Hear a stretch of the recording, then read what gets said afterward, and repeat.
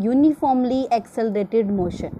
Kinematic equations for uniformly accelerated motion. Students, as we know, uniformly accelerated motion, there are three equations which you have studied in class 9th. Here we will derive these equations by graphical method also or by calculus method also. So, as we know, in previous class you have learnt what are the three kinematic equations. These are V is equal to U plus AT, S is equal to UT plus half AT square, and V square minus U square is equal to 2AS. These are the three equations of motion. This equation we use for finding velocity, and second equation for finding displacement, and third equation for finding velocity and displacement when time is not given. So, let us start our today's topic, kinematic equations for uniformly accelerated motion by graphical method. First of all, we will solve these equations by graphical method. So, in graphical method, let a particle, these are the equations for uniformly accelerated motion. It means particle is moving with uniform acceleration along a straight line. This is x-axis, origin O. Let a particle be moving with uniform acceleration, and particle is starting from its rest position. Let its rest position is U. U be its initial velocity. U be its initial velocity, and particle is moving with uniform acceleration and reaches at this point, and this be its final velocity V. Here is its final velocity V, and velocity V, and time taken by particle to move from this distance, to move from U to V, this position to this position. तो time कितना लिया इसने? Time taken by this is t. So let a particle be moving with uniform acceleration along a straight line with initial velocity u, and let v be its final velocity of the particle after time t. So the velocity time graph can be shown by this straight line AC. ये velocity time graph हम show कर रहे हैं, और ये किससे show हो रहा है? AC के साथ. AC क्या है? एक स्ट्रेट लाइन है. इट मीन्स पार्टिकल जो है वो अपनी यूनिफॉर्म एक्सेलरेशन में मूव कर रहा है. और अगर देखो मुझे एक्सेलरेशन फाइंड करनी हो तो एक्सेलरेशन के लिए क्या करती हूँ मैं? Acceleration is equal to velocity upon time taken. तो वेलोसिटी कितनी हो जाएगी? फाइनल वेलोसिटी उसकी v है, इनिशियल वेलोसिटी u है. तो change in velocity divide by change in time. Time कितना था? t माइनस 0. तो देखो वी नो दैट यहाँ पे स्लोप भी मेरे पास क्या आ जाएगी? As we know, acceleration is equal to velocity upon time, change in velocity divide by time interval. देखो एक्सेलरेशन मैं ऐसे भी फाइंड कर सकती हूँ, और एक्सेलरेशन के लिए tan थीटा, अगर मेरे को यहाँ पे एंगल फाइंड करना हो tan theta is equal to क्या होता है? Perpendicular upon base. परपेंडिकुलर भी मेरे पास क्या है? Velocity upon time. और यहाँ पे tan थीटा के हम किससे रिप्रेजेंट कर रहे हैं? एक्सेलरेशन के साथ. तो acceleration a is equal to change in velocity v minus U upon t. तो एक्सेलरेशन यहाँ से मेरे पास क्या आ जाएगी? a is equal to v minus U upon t. a t इधर चला जाएगा, is equal to v minus U. और ये फर्स्ट इक्वेशन ऑफ मोशन है. फर्स्ट इक्वेशन ऑफ मोशन मुझे पता है क्या होती है? v is equal to minus u, it will change into plus u plus at. This is the first equation of motion from which we can find the velocity. अगर मुझे initial velocity, acceleration और time given है तो मैं velocity find कर सकती हूँ, और अगर मुझे velocity और initial velocity given है, time given है तो मैं acceleration find कर सकती हूँ. So this is the first equation of motion. First equation of motion. Now we will derive second equation of motion, second equation of motion in which we can find the displacement. और अगर मुझे देखो इतना पता है इस graphical method से, देखो ग्राफ के मेथड से मुझे पता है कि एक बॉडी जो है वो अपने इनिशियल रेस्ट पोजीशन पे थी और रेस्ट पोजीशन से उसने कितने ली, इनिशियल वेलोसिटी u तक, और u के बाद वो अपना क्या किया, उसने डिस्टेंस यहाँ पे तक वो रेस्ट पोजीशन पे थी, और रेस्ट पोजीशन के बाद जब उसने मूव करना स्टार्ट किया मतलब उसके पास इनिशियल वेलोसिटी u है और फाइनल वेलोसिटी जब वो अपने फाइनल डेस्टिनेशन पे पहुंच गई तो उसके पास वेलोसिटी कितनी है, v। तो इट मीन्स एक ग्राफ में उसने कितना डिस्टेंस कवर किया, इतना डिस्टेंस कवर किया। तो अब मुझे ये एस फाइंड करना है इस ग्राफ के लिए, ये डिस्प्लेसमेंट फाइंड करनी है मुझे। तो देखो डिस्प्लेसमेंट कैसे फाइंड करूँगी मैं, ये अपने ओरिजिन से स्टार्ट होके एक्स एक्सिस की तरफ मूव कर रहा है पार्टिकल। तो देखो ग्राफ में अगर मुझे टोटल डिस्प्लेसमेंट फाइंड करनी है तो ये दो पार्ट्स में डिवाइड हो रहा है, ए सी, इसे दे दो नाम डी, और ई ओ, ये दो उसमें चेंज हो रहा है, ए सी डी ट्रायंगल में और एक रेक्टेंगल में। इट मीन्स मैं एरिया ऑफ ट्रायंगल और एरिया ऑफ रेक्टेंगल अगर फाइंड कर लूँ तो मेरे पास टोटल डिस्प्लेसमेंट आ जाएगी। तो इट मीन्स डिस्टेंस में क्या लूँगी, डिस्टेंस को मैंने एस के साथ डिनोट किया, S is equal to total displacement कितनी हो जाएगी पार्टिकल की, area of triangle plus area of rectangle. As we know area of triangle is half into length into breadth. So here area of triangle is half into perpendicular into base means half into length into breadth। यहाँ पे perpendicular क्या है, perpendicular ये length है, ठीक है, v minus u, और base क्या है यहाँ पे, टाइम, ये वाला time. So half into length ले लिया मैंने, ब्रेड्थ ले लिया, परपेंडिकुलर और बेस, ठीक है, v minus you into t. तो मैंने यहाँ पे एरिया ऑफ ट्रायंगल का फॉर्मूला पुट कर दिया, half into perpendicular v minus you into base T, plus area of rectangle, area of rectangle is length into breadth, और लेंथ क्या है यहाँ पे v minus you, area of rectangle, sorry area of rectangle में length क्या है मेरे पास, सी A D E ओ में मेरे पास लेंथ क्या है मेरे पास, u, यहाँ से यहाँ तक की इनिशियल वेलोसिटी u है तो ये भी u हो जाएगी, और ब्रेड्थ क्या है यहाँ पे t, तो ये भी t हो जाएगा। तो एरिया ऑफ रेक्टेंगल क्या आ जाएगा, u इंटू टी। तो मैंने एरिया ऑफ रेक्टेंगल पुट कर दिया u into T. So solve this equation, half, और देखो v is equal to u plus A T. अभी मैंने first equation of motion prove की है, v is equal to u plus A T, means यहाँ पे मेरे पास v माइनस यू की वैल्यू क्या आ जाएगी, a into T. v is equal to you plus A T में v माइनस यू की वैल्यू क्या आ जाएगी, a इंटू टी। तो मैंने v माइनस यू की वैल्यू पुट कर दी, a T into T plus U T. तो मेरे पास देखो s का फॉर्मूला बन गया, s is equal to U T, इसको मैंने आगे लिए U T plus half a t square, a t square. So this is the formula for displacement, for finding displacement, and this is the second equation of motion. Now we will derive third equation of motion. देखो third equation of motion को भी मुझे graphical method से prove करना है। तो graphical method के लिए मुझे कौन सी इक्वेशन को प्रूव करना है, मुझे इसको प्रूव करना है, V square minus you square is equal to 2as। तो मैं कहाँ से स्टार्ट करूँगी, देखो अब देखो इस ग्राफ को देखो, मतलब एक पार्टिकल अपनी ओरिजिन से स्टार्ट होके इनिशियल वेलोसिटी u तक पहुंचा और u के बाद वो अपनी फाइनल वेलोसिटी v तक पहुंचा in a given time interval, t time interval में अपनी फाइनल वेलोसिटी तक पहुंच गया। फर्स्ट इक्वेशन में मैंने इसकी वेलोसिटी फाइंड की, सेकंड इक्वेशन में मैंने इसकी डिस्प्लेसमेंट फाइंड की। अब अगर मुझे टाइम गिवन ना हो तब मेरे पास क्या वेलोसिटी कैसे फाइंड करूंगी या डिस्प्लेसमेंट कैसे फाइंड करूंगी, वो मैंने अब थर्ड इक्वेशन ऑफ मोशन को प्रूव करना है। तो देखो ये जो तुम्हारी ग्राफ है, ये ग्राफ एज अ ट्रेपेजियम दिख रहा है, sum of parallel sides, half of sum of parallel sides multiply by height, area of trapezium मैं यहाँ पे लगा सकती हूँ ना, एरिया ऑफ ट्रेपेजियम, कंप्लीट ये ट्रेपेजियम बन जाएगा।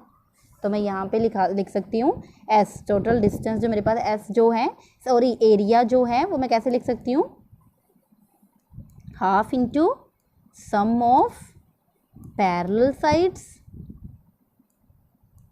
Into height.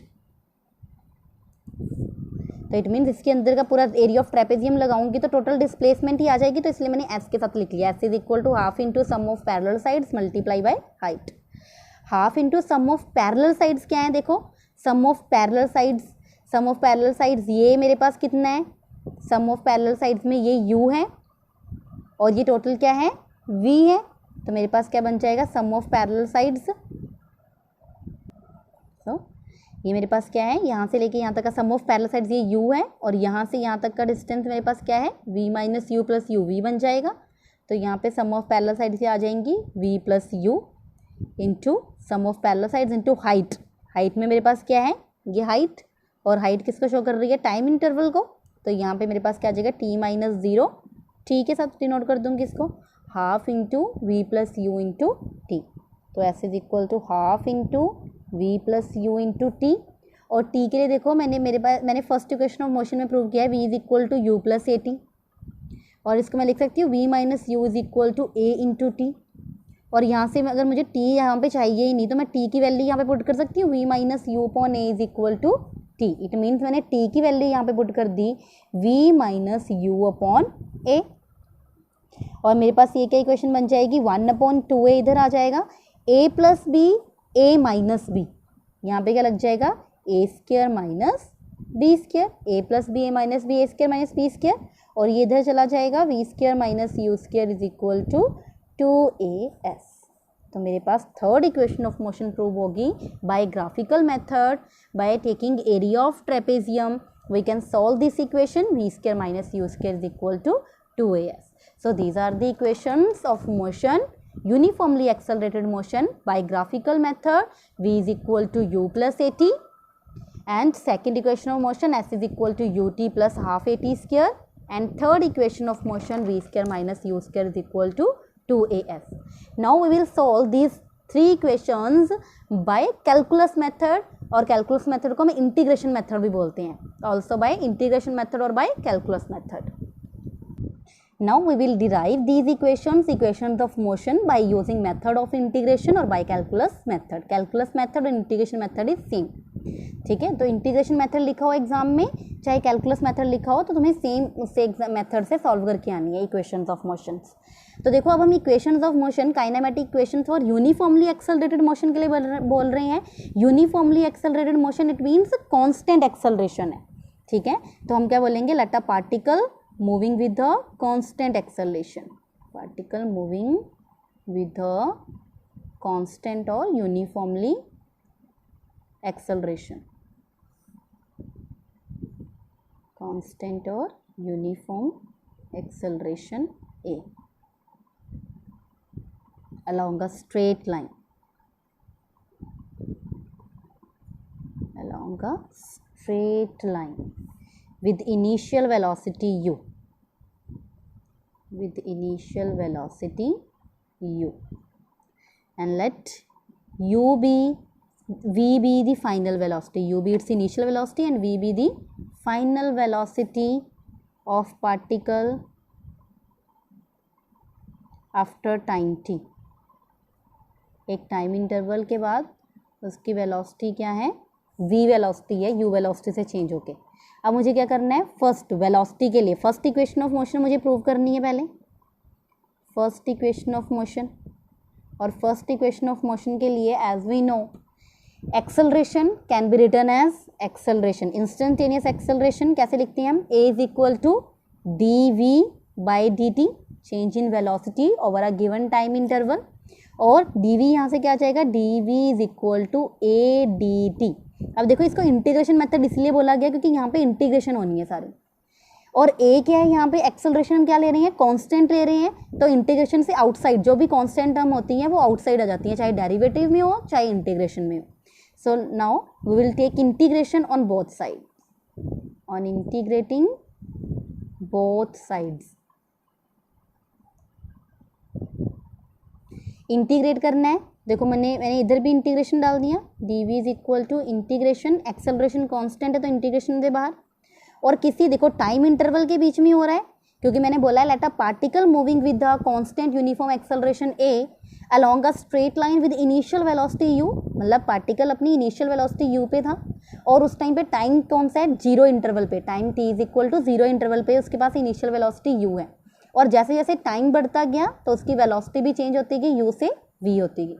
तो मेरे पास जो इंटीग्रेशन होगी dv की, तो वो किस में होगी, वेलोसिटी चेंज हो रही है फ्रॉम u टू v, और टाइम इंटरवल भी चेंज हो रहा है फ्रॉम जीरो टू t। तो मैंने इंटीग्रेशन देखो इस विद रिस्पेक्ट टू दिस करनी है। तो देखो dv के लिए इंटीग्रेशन मैंने तुम्हें बोला ही है, इंटीग्रेशन के लिए क्या होता है, इंटीग्रेशन के लिए कोई भी पार हो तो उस पार में हम एक ऐड कर देते हैं, और उसी पार में हम जो ऐड करके आया उसको लिख देते हैं, प्लस कोई कांस्टेंट लग जाता है।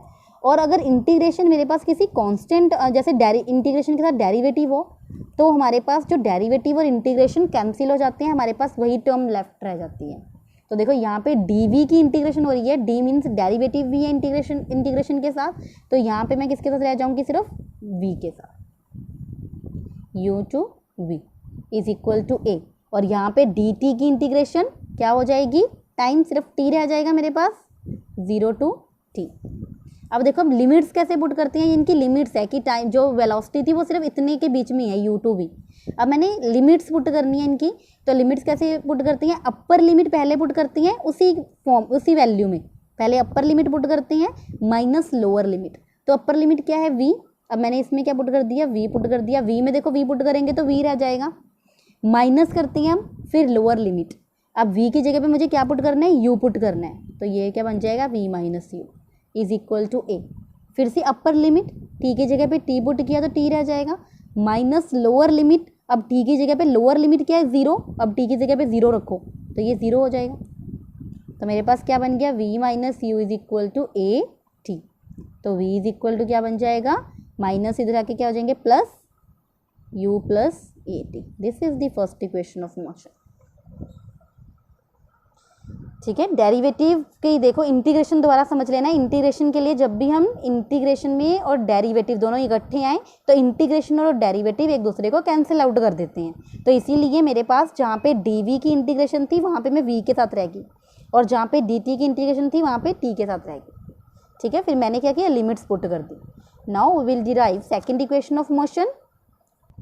Now we will derive second equation of motion which is s is equal to ut plus half at square। अब मुझे इसके लिए इस इक्वेशन को प्रूव करना है बाय इंटीग्रेशन मेथड। तो इंटीग्रेशन मेथड के लिए पहले मैंने क्या लिया, as we know the instantaneous velocity can be written as, velocity से स्टार्ट किया, और वेलोसिटी को हम कैसे कहते हैं, rate of change of displacement, मतलब डिस्प्लेसमेंट चेंज हो रही है विद रिस्पेक्ट टू टाइम, और v is equal to dx by dt। Instantaneous velocity can be written as dx by dt। और dx को कैसे लिख सकती हूँ मैं, dx is equal to v dt। Again वही बन गया एक्सेलरेशन में जैसे मैंने लिखा था। तो यहाँ पे वेलोसिटी देखो, अब मैंने क्या कर देना है, यहाँ पे वेलोसिटी v की वैल्यू जो मैंने फर्स्ट इक्वेशन ऑफ मोशन में प्रूव की है, v is equal to u plus A t, वो मैं यहाँ पे पुट कर दूँगी। dx इज इक्वल टू ये क्या बन जाएगा, u plus A T into D T. और देखो यहाँ पे ये इक्वेशन ऐसे बन जाएगी, u into D T plus A T into D T. मैंने क्या किया, एडिशन में डी टी को साथ में लेके u के साथ भी मल्टीप्लाई कर दिया और ए टी के साथ भी मल्टीप्लाई कर दिया। अब मैंने दोनों को क्या कर दिया, इंटीग्रेट कर दिया। Integrating both sides, integrating both sides we get, integration करना है तो dx की इंटीग्रेशन u dt प्लस ए टी डी टी क्या हो जाएगा, इंटीग्रेट हो जाएगा। देखो dx मतलब डिस्प्लेसमेंट चेंज हो रही है, डिस्टेंस तो चेंज होगा ना, जैसे जैसे वेलोसिटी चेंज होगी। तो वेलोसिटी अगर कोई डिस्टेंस अपनी रेस्ट पोजीशन पे था तो फाइनल उसने कितना ले लिया, x पोजीशन ले लिया, तो मैंने उस with respect to x naught to x उसकी क्या कर दी, इंटीग्रेशन कर दी। अब यहाँ पे u कांस्टेंट आ जाएगा, टाइम चेंज हो रहा है 0 टू t, टाइम यहाँ पे चेंज हो रहा है 0 टू t। तो पहले मैंने dx की इंटीग्रेशन करनी है, x naught to x, u बाहर ले लूँगी इंटीग्रेशन से, constant term, acceleration constant term, with respect to time ये क्या बन जाएगी, कांस्टेंट टर्म, इसलिए हमने इसको बाहर ले लिया। सो एक्सेलरेशन भी बाहर आ जाएगा इंटीग्रेशन से, और integration with respect to time होगी। और देखो dx की इंटीग्रेशन, अब मेरे को बताओ dx की इंटीग्रेशन लिखो जल्दी से। dx की इंटीग्रेशन, डेरिवेटिव और इंटीग्रेशन कैंसिल आउट हो जाएंगे, तो क्या रह जाएगा मेरे पास, x और लिमिट्स क्या है x naught to x। Now next one u dt की इंटीग्रेशन क्या रह जाएगी t 0 to t। Next a acceleration. अब देखो यहाँ पे t की इंटीग्रेशन होनी है, मतलब इंटीग्रेशन t dt है, लिमिट्स हम बाद में पुट कर देंगे 0 टू t है। t की इंटीग्रेशन क्या हो जाएगी, t की पावर 1 है, तो इंटीग्रेशन में क्या होता है, पावर क्या हो जाती है 1 ऐड होती है। इंटीग्रेशन का साइन अगर मुझे इसको इंटीग्रेट करना है तो पावर में क्या हो जाता है 1 ऐड, और जितनी पावर आई है ऐड करके उतनी आ जाती है बिलो। तो यहाँ पे इंटीग्रेशन क्या आ जाएगा t 1 + 1 2 को भी मैंने क्या लिख देना है डिनोमिनेटर में। देन लिमिट्स पुट कर दूंगी 0 टू t। तब देखो लिमिट्स पुट कर दी, यहाँ पे x की जगह पे x रखो, x नोट रखो, upper limit minus lower limit, then u upper limit minus lower limit, t की जगह 0 रखा तो 0, देन a t की जगह t रखेंगे t²/2, जब 0 रखेंगे तो ये क्या बन जाएगा 0 बन जाएगा।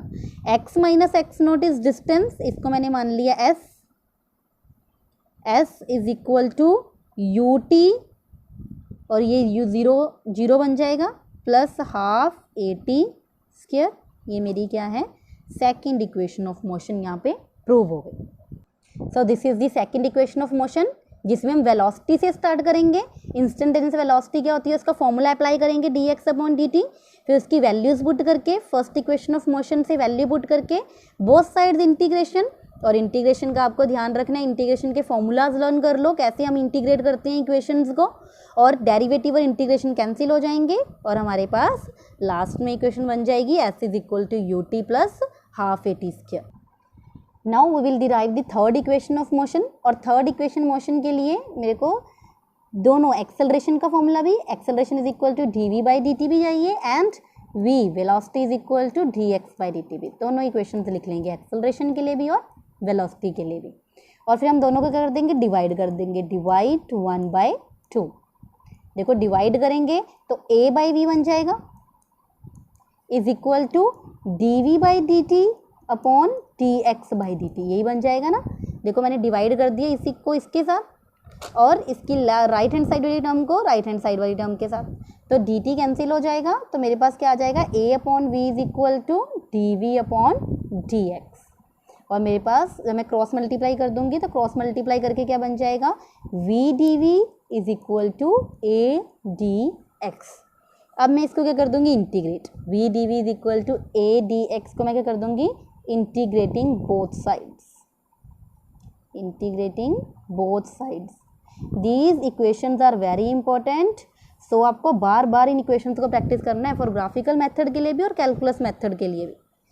v dv is equal to a dx। देखो v वेलोसिटी चेंज हो रही है, यहाँ पे वेलोसिटी कहाँ से कहाँ तक चेंज हो रही है u टू v, तो जब मैं इंटीग्रेशन करूँगी v dv की तो इंटीग्रेशन वेलोसिटी की करूँगी u to v। Acceleration constant है, taking this outside from the integration, और dx डिस्प्लेसमेंट कहाँ से कहाँ तक है from rest to x naught to x position तक। So now we will integrate these equations. Integration में देखो v dv है, तो मतलब वेलोसिटी का with respect to dv integration हो सकता है, तो इसीलिए यहाँ पे कोई कांस्टेंट टर्म नहीं है, तो v dv इंटीग्रेशन क्या बन जाएगी, यहाँ पे v की पावर क्या है 1, तो v स्क्वायर 1 + 1 पावर ऐड हो जाएगी इंटीग्रेशन में, और जो पावर है वही डिनोमिनेटर में, और लिमिट्स क्या है इसकी u to v is equal to acceleration. अब यहाँ पे हमारे पास कोई टर्म नहीं है जिसको मैं इंटीग्रेशन कर सकूँ, और डेरिवेटिव और integration cancel out each other, तो मैं किसके साथ लेफ्ट रहेगी सिर्फ x के साथ, और लिमिट्स क्या रहेगी x naught to x। Now we will put the upper limit, upper limit is v में v पुट करेंगे तो यही रह जाएगा v²/2 minus lower limit u, v की जगह पे u पुट करो u²/2, then a upper limit x और lower limit x naught put कर दो, तो देखो मेरे पास क्या रह गया v² माइनस u², 2 कॉमन है is equal to a, x minus x naught displacement है, तो मैंने इसको क्या ले लिया s ले लिया as, तो मेरे पास ये क्या बच गया v² minus u² is equal to 2as। So this is our third equation of motion. मैंने स्टार्ट कहाँ से किया, एक्सेलरेशन और वेलोसिटी के फॉर्मूला से, दोनों को डिवाइड कर दिया और डिवाइड करने के बाद क्रॉस मल्टीप्लाई करके जो टर्म बची मैंने उसको क्या कर दिया, इंटीग्रेट कर दिया। इंटीग्रेशन के बाद मैं अपने लास्ट फॉर्मूला पे पहुंच गई, थर्ड इक्वेशन ऑफ मोशन पे। Third, that is motion under gravity and it can also be written as discuss the motion of an object under free fall. Free fall भी बोलते हैं इसे और motion of body under gravity भी बोलते हैं। So question is discuss the motion of an object under free fall. So students, as we know, free fall और motion under gravity, अर्थ जो है हर एक ऑब्जेक्ट के ऊपर क्या लगाती है, ग्रेविटेशनल फोर्स। हर एक ऑब्जेक्ट के ऊपर क्या लग रहा है, ग्रेविटेशनल फोर्स अप्लाई करती है अर्थ। और जिस ग्रेविटेशनल फोर्स के कारण ही ऑब्जेक्ट क्या कर रहा है, फॉल कर रहा है on the surface of earth. जब भी हम इसे चाहे अपवर्ड डायरेक्शन में मूव कराते हैं तो अपनी मैक्सिमम हाइट तक पहुंच के नीचे वापस आ जाता है। और या फिर हम ऊपर से किसी ऑब्जेक्ट को फेंक रहे हैं तो वो हमेशा ड्यू टू ग्रेविटेशनल फोर्स ये क्या करेगा, डाउनवर्ड डायरेक्शन की तरफ मूव करेगा। So acceleration due to gravity जो है किसी भी ऑब्जेक्ट पे जो लगती है दैट इज़ कांस्टेंट। जो acceleration due to gravity g की वैल्यू है that is constant which is 9.8 और किसी केसेस में हम क्या ले लेते हैं 10 मीटर पर सेकेंड स्क्वायर। और एक्सेलरेशन क्या है, एक वेक्टर क्वांटिटी है and it is always acting vertically downward. हमेशा जो जी की वैल्यू है, जी जो है हमेशा डाउनवर्ड एक्ट करता है। जैसा कि तुम्हें पता है जब मैं ऑब्जेक्ट को ऊपर की तरफ भी फेंकूंगी तो वो अपनी मैक्सिमम हाइट तक पहुंच के कहाँ जाएगा, डाउनवर्ड डायरेक्शन की तरफ ही आएगा। और चाहे मैं ऑब्जेक्ट को ऊपर से फेंकूँ तब भी वो कहाँ जाएगा, डाउनवर्ड डायरेक्शन में, क्योंकि जी जो है वो कहाँ पे एक्ट करता है, डाउनवर्ड, वर्टिकली डाउनवर्ड डायरेक्शन में एक्ट करता है। And it is represented by small g. Small g के साथ हम इसको लिखते हैं और हमेशा इसकी वैल्यू क्या होती है, constant. Near the surface of earth इसकी वैल्यू क्या होती है, कांस्टेंट। इसे हम क्या लेते हैं, जी इज इक्वल टू 9.8 और 10 मीटर पर सेकेंड स्क्वायर। अब मेरा क्वेश्चन है डिस्कस द मोशन। अब ऑब्जेक्ट जो है कैसे मूव करता है अंडर फ्री फॉल, ठीक है। तो हमने 3 इक्वेशंस ऑफ मोशन, इससे पहले हमने प्रीवियस टॉपिक में 3 इक्वेशंस ऑफ मोशंस पढ़ी हैं, उसी की हेल्प से हमने इसको सॉल्व करना है। तो 3 equations of motion for uniformly accelerated motion क्या है, 3 equations of motion for uniformly accelerated motion हमने पढ़ी हैं। That is v is equal to, पहली इक्वेशन ऑफ मोशन क्या थी, v is equal to u plus at and second one v square minus u square is equal to 2as और third थी s is equal to ut plus half at square. ये तीनों equations हमने previous lecture में पढ़ रखी हैं, solve भी किया है 3 equations of motion for uniformly accelerated motion को, ठीक है। तो अब हम इसी की हेल्प से हम क्या करेंगे, नेक्स्ट अपनी motion of an object under free fall के लिए इक्वेशंस सॉल्व करेंगे। तो इसके लिए देखो, तुम्हें इसको स्टार्ट करने से पहले तुम्हें क्या करना है, साइन कन्वेंशंस को याद रखना है। साइन कन्वेंशंस हैं इसके लिए, साइन कन्वेंशंस क्या है कि जब भी कोई ऑब्जेक्ट अपवर्ड डायरेक्शन में मूव करेगा, जब भी कोई ऑब्जेक्ट क्या कर रहा है, अपवर्ड डायरेक्शन में, जब मतलब मैं उसे, ये ग्राउंड है, ग्राउंड से अगर मैं उस ऑब्जेक्ट को अपवर्ड, अगर मैं ऊपर की तरफ फेंक रही हूँ तो हमेशा उसकी डिस्प्लेसमेंट क्या होगी, डिस्प्लेसमेंट इज पॉजिटिव। डिस्प्लेसमेंट क्या लूँगी, पॉजिटिव। स्पीड भी क्या होगी, पॉजिटिव। बस एक चीज़ याद रखनी है, जो एक्सेलरेशन है, अब देखो मैं उसको ऊपर की तरफ फेंक रही हूँ पर वो मैक्सिमम हाइट तक जाके अपने आप नीचे की तरफ मूव करना स्टार्ट कर जाएगा। इट मीन्स उसके ऊपर gravity, acceleration due to gravity के कारण वो नीचे की तरफ एक्ट कर रहा है। तो ग्रेविटी जो है उस केस में क्या आएगी, नेगेटिव। डिस्प्लेसमेंट पॉजिटिव होगी, स्पीड पॉजिटिव होगी, जी की वैल्यू क्या होगी, नेगेटिव। ये साइन कन्वेंशन है, तुम्हें याद रखनी है। और अगर हम किसी ऑब्जेक्ट को नीचे, डाउनवर्ड, किसी हाइट से मैं उसे नीचे की तरफ फेंक रही हूँ, ठीक है, तो अगर मैं उसे डाउनवर्ड डायरेक्शन में फेंक रही हूँ, ठीक है, तो उस टाइम पे मेरी डिस्प्लेसमेंट क्या होगी, ग्राउंड से नीचे नहीं है, ठीक है। ये मैंने एक तुम्हें याद रखने के लिए बनाया है कि अगर हम अपवर्ड डायरेक्शन में ऑब्जेक्ट को फेंकते हैं तो उस टाइम पे डिस्टेंस और स्पीड पॉजिटिव लेते हैं और एक्सेलरेशन ड्यू टू नेगेटिव होती है उस बॉडी पे जो जी की वैल्यू एक्ट कर रही है। और अगर कोई ऑब्जेक्ट चाहे हाइट से फेंको, ठीक है, डाउनवर्ड डायरेक्शन में जाएगा तो उस टाइम पे, और चाहे वो अपनी मैक्सिमम हाइट के बाद नीचे आना स्टार्ट कर देगा तो डिस्प्लेसमेंट क्या हो जाएगी, नेगेटिव। स्पीड भी क्या हो जाएगी उस टाइम में, नेगेटिव, और जो जी की वैल्यू है वो दोनों केसेस में क्या रहेगी, नेगेटिव।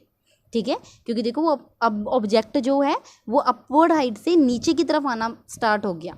ठीक है, तो मतलब उस टाइम पे भी उस पर जो जी की वैल्यू एक्ट कर रही है वो किस डायरेक्शन में कर रही है, नेगेटिव, डाउनवर्ड डायरेक्शन में हमेशा जी की वैल्यू क्या होती है, नेगेटिव होती है। सो ये दो कन्वेंशंस के साथ हम देखो अब पूरी इक्वेशंस को सॉल्व करेंगे। फर्स्ट केस है नंबर 1, व्हेन दी ऑब्जेक्ट, अब देखो फर्स्ट केस में ले रही हूँ जब मैंने ऑब्जेक्ट को अपवर्ड डायरेक्शन में फेंका है, when the object is moving upward, when the object is moving upward।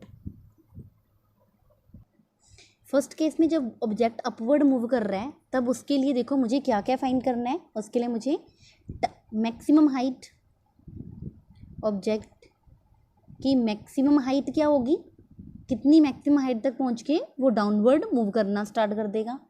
Time taken to reach its maximum height, कितना टाइम लिया उसने अपनी मैक्सिमम हाइट तक पहुंचने में, time taken to reach its maximum height and time taken to reach its initial position. देखो पहले तो वो अपने ग्राउंड पोजीशन से, इनिशियल रेस्ट पोजीशन से जब उसे अपवर्ड फेंका गया तो वो किसी ना किसी हाइट तक पहुंचेगा। मैंने तो यहाँ से रिलीज कर दिया है, तो वो अपनी मैक्सिमम हाइट अटेन करने के बाद क्या कर लेगा, जब वो अपनी मैक्सिमम हाइट अटेन कर लेगा उसके बाद वो नीचे आना स्टार्ट कर देगा। तो मुझे क्या क्या फाइंड करना है, मैक्सिमम हाइट फाइंड करनी है, कितना टाइम लिया उसने यहाँ तक पहुँचने में, और कितना टाइम लिया उसने यहाँ से जाके वापस अपनी इनिशियल पोजीशन तक आने में। तो थर्ड वन मुझे क्या फाइंड करना है, time taken to reach initial position.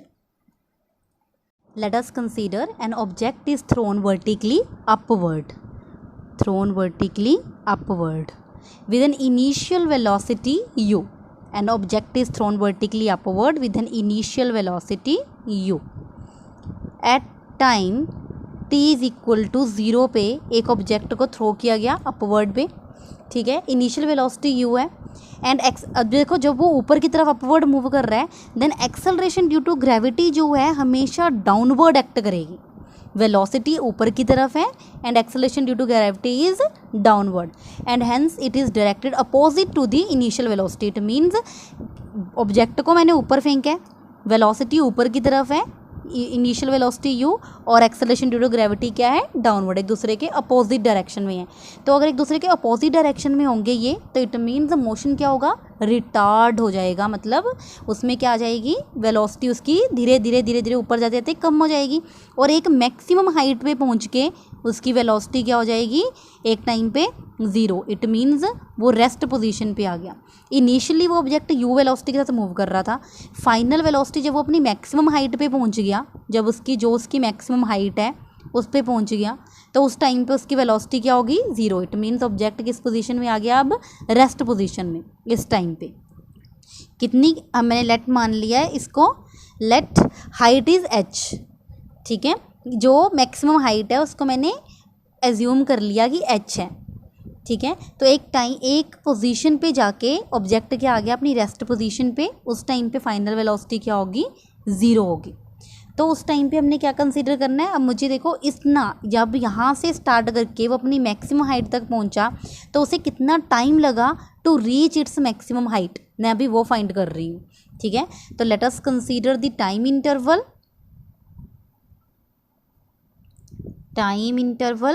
Suppose that time t is equal to 0 पे वो अपनी रेस्ट पोजीशन पे था, जैसे उस ऑब्जेक्ट को मूव किया at time t is equal to t1 पे वो कहाँ पे पहुँच गया, अपनी t is equal to t1 पे वो अपनी मैक्सिमम हाइट पे पहुँच गया।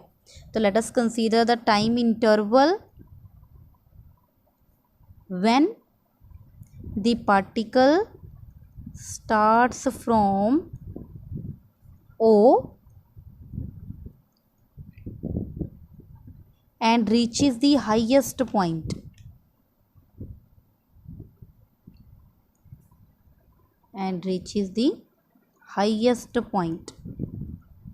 तो equation of motion, first equation of motion क्या है, v is equal to u plus A t, ठीक है, इसको हम कंसिडर करेंगे v is equal to u plus A t को, इन विच फाइनल वेलोसिटी जब वो अपनी मैक्सिमम हाइट पे पहुंच गया, फाइनल वेलोसिटी क्या है, 0।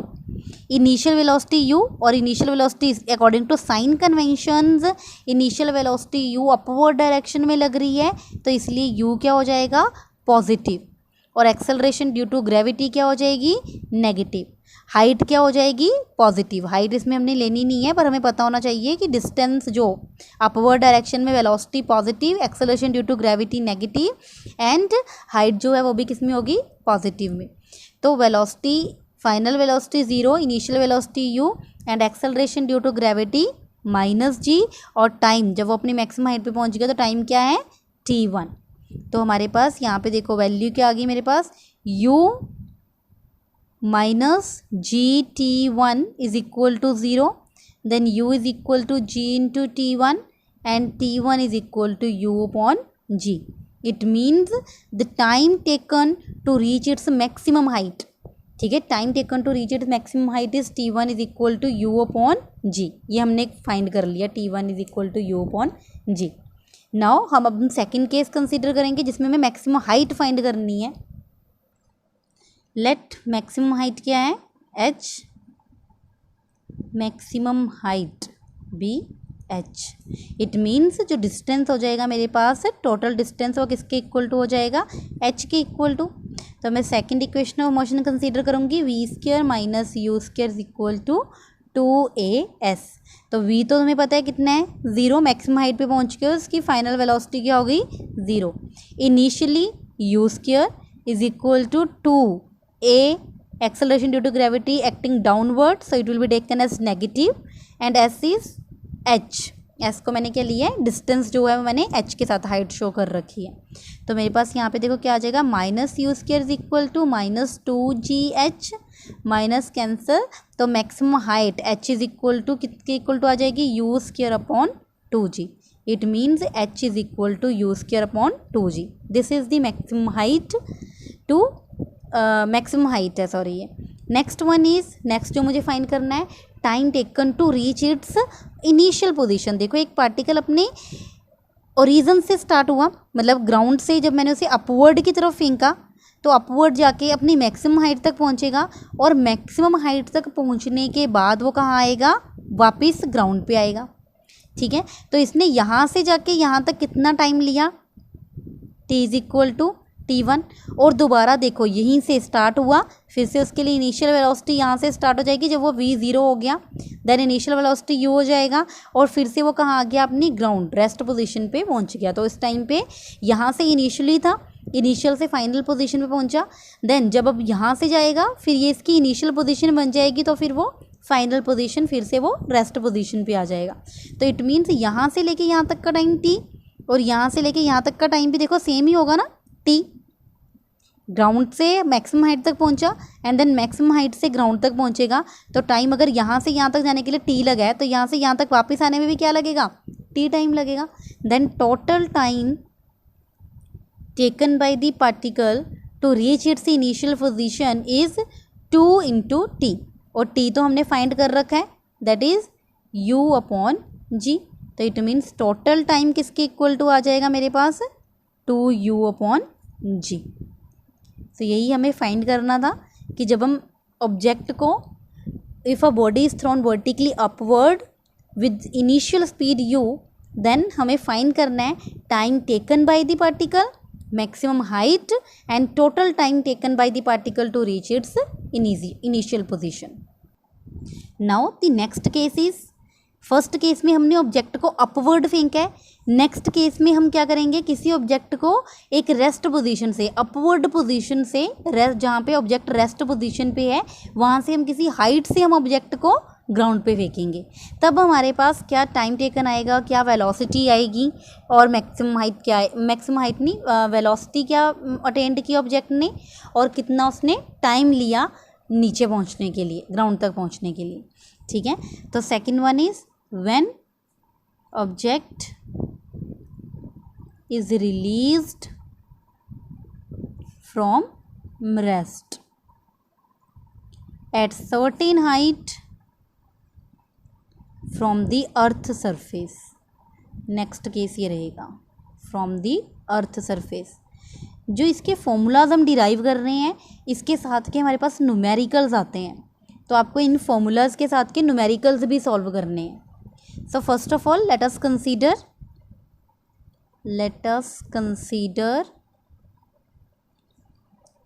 स्टार्टिंग पॉइंट हमने कंसीडर कर लिया O। Let us consider starting point O from where the object will be released. O point से हमने ऑब्जेक्ट को रिलीज करना है। Object released from rest, object को रेस्ट से रिलीज किया। तो देखो अब हमारे पास अब यहाँ पे भी साइन कन्वेंशन अप्लाई होंगे। अब देखो किसी हम हाइट से जब हम डाउनवर्ड डायरेक्शन में जाते हैं तो उस टाइम पे हमारे पास वेलोसिटी भी नेगेटिव होती है, एक्सेलरेशन ड्यू टू ग्रेविटी तो देखो दोनों केसेस में क्या करती है, नेगेटिव डाउनवर्ड ही एक्ट करती है। और हमारे पास वेलोसिटी भी negative, downward direction acceleration due to gravity भी नेगेटिव हो जाएगी और डिस्प्लेसमेंट भी क्या हो जाएगी, नेगेटिव हो जाएगी। तीनों चीज़ें क्या हो जाती हैं इस टाइम पे, नेगेटिव। जब कोई ऑब्जेक्ट अपनी रेस्ट पोजीशन से डाउनवर्ड किसी हाइट पे, किसी आप फर्स्ट फ्लोर पे हो, फर्स्ट फ्लोर से बॉल को ग्राउंड पे फेंक रहे हो, ठीक है, तो उस टाइम पे हमारे पास वेलोसिटी क्या आएगी। So first of all we will consider when the object is released from the rest, और जब वो किसी सर्टेन हाइट से, और हाइट हमारे पास क्या है h, और एक्सेलरेशन ड्यू टू ग्रेविटी कहाँ एक्ट करेगी, वर्टिकली डाउनवर्ड, और ऑब्जेक्ट को ऊपर से नीचे फेंका है तो वेलोसिटी भी कहाँ होगी, वर्टिकली डाउनवर्ड होगी, ठीक है।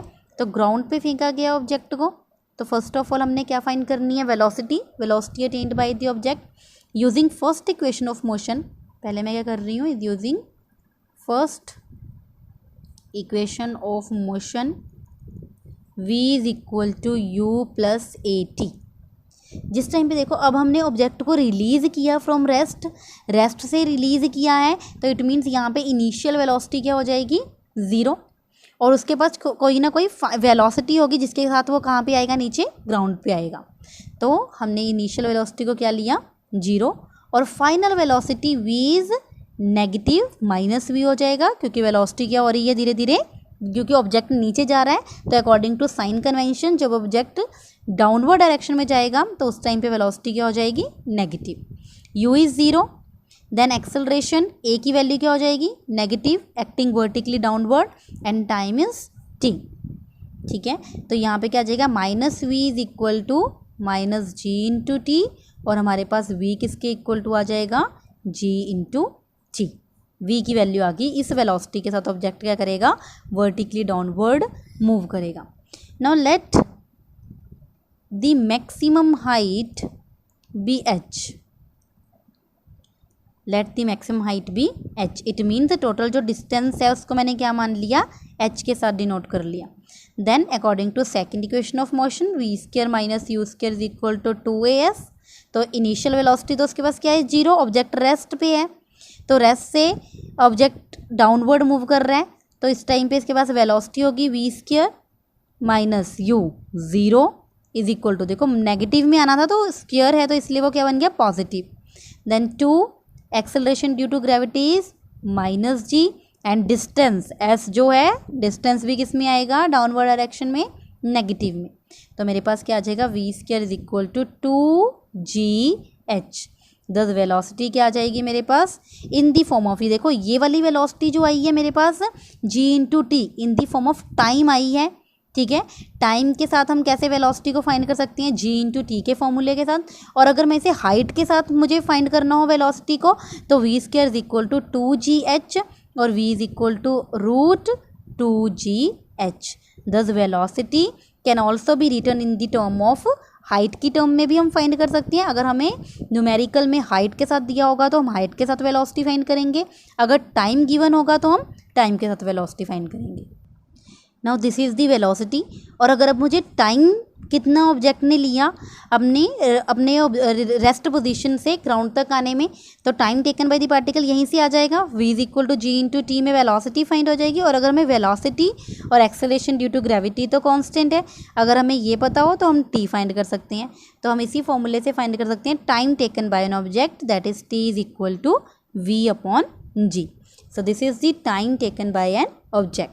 और अगर मुझे टाइम को in the form of height लिखना है तो v की वैल्यू देखो हमने फाइंड की है, दैट इज़ √2gh। तो मैंने यहाँ पे वैल्यू पुट कर दी v की √2gh अपॉन g। तो ये आ जाएगा √2h/g। In the form of height भी हम टाइम को फाइंड कर सकते हैं। ठीक है, so this is the expression when object is released from rest at certain height from the earth's surface. Now we will solve a numerical related to motion under gravity. See in this numerical, a ball is thrown vertically upward with velocity of 4.9 meter per second. Find the maximum height reached by the ball and the time taken to reach its maximum height. ठीक है, तो अब हमें formulas पता होने चाहिए जो हमने अभी प्रीवियस टॉपिक में एक्सप्लेन किए हैं। ठीक है, तो उसके साथ के हम न्यूमेरिकल्स सॉल्व करेंगे। तो हमें न्यूमेरिकल्स ही आते हैं, उसके साथ के डेरिवेशन के साथ के न्यूमेरिकल्स ही हमें सॉल्व करने हैं। So a ball is thrown vertically upward with velocity of 4.9 metre per second. तो गिवन क्या है हमें? गिवन है हमें कि एक ऑब्जेक्ट को vertically upward, a ball is thrown vertically upward with an initial velocity that is u 4.9 metre per second. ठीक है, तो अब हमें पता है u अगर उसको नीचे ऊपर फेंका गया है तो उस पर कोई ना कोई एक्सेलरेशन लग रही है, that is opposite to the initial velocity, क्योंकि एक्सेलरेशन ड्यू टू ग्रेविटी हमेशा वर्टिकली डाउनवर्ड एक्ट करती है और एक्सेलरेशन ड्यू टू ग्रेविटी क्या होती है? Constant, that is 9.8 metre per second square. तो as per sign conventions upward direction अगर हमारे पास पॉजिटिव है तो u की वैल्यू पॉजिटिव आएगी और g की वैल्यू किस में आएगी? नेगेटिव में। तो फर्स्ट ऑफ ऑल हमारे पास इनिशियल वेलोसिटी गिवन है, that is 4.9 metre per second. g की वैल्यू गिवन है 9.8 metre per second square and we will apply. और जब वो अपनी मैक्सिमम हाइट पे पहुंच जाएगा, मैक्सिमम हाइट पे उसकी वेलोसिटी क्या हो जाएगी? 0 हो जाएगी, v is equal to 0। So using v square minus u square is equal to 2as। अब देखो मैंने यही वाला फॉर्मूला क्यों लगाया? क्योंकि मुझे क्या फाइंड करनी है? हाइट फाइंड करनी है, the maximum height reached by the ball.